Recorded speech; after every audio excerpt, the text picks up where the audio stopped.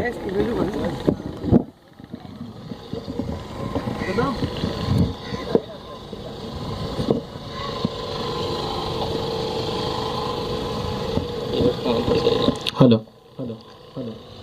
अस्सलाम वालेकुम तमाम दोस्तन के साईं मुस्तफ़ा साहब जी मेहरबानियों कल हुआसीं ड्रामे जी रिकॉर्डिंग ते असांजो वरी घणो कमु टेलीविज़न जो कमु आहे स्टेज वग़ैरह थोरो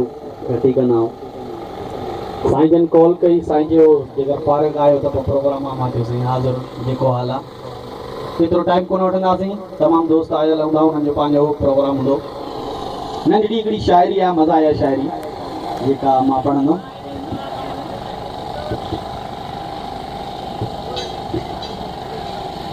अटे साण भीजे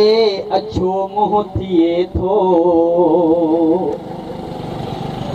अटे साण भीजे अछो मुंहुं थिए थो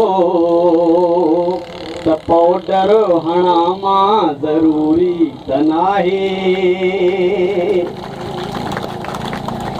अटे साण भीजे अछो मुंहुं थिए थो त पाउडर हणा मां ज़रूरी त नाहे असां में कबन खे घटाए छॾियोसीं वॾे खफ़े खां पाण खे बचाए छॾियोसीं हो असां में कबन खे घटाए छॾियोसीं वॾे खफ़े खां पाण खे बचाए छॾियोसीं हो जिबन कढण सां बि जे कमु हले थो जिबन कढण सां बि जे कमु हले थो त सच जो रुआं मां ज़रूरी त नाहे जिबन बि कढण सां जे कमु हले थो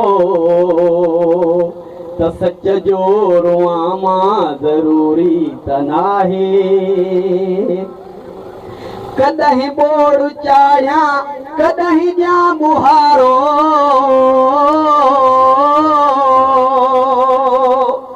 मिड़ई ज़िंदगीअ जो हले पियो गुज़ारो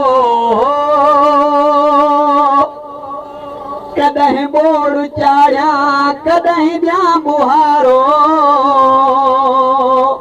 मिड़ई ज़िंदगीअ जो हले पियो गुज़ारो मां मर्ज़ीअ सां घर जो सॼो कमु कंदो हां मां मर्ज़ीअ सां घर जो सॼो कमु कंदो हां ॿियो नौकर रखां मां ज़रूरी त नाहे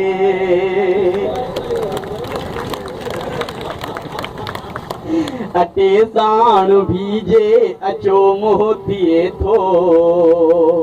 त पाउडर हणा मां ज़रूरी त नाहे वॾी महिरबानी तमामु दोस्तनि जी कुर्बान लख थोरा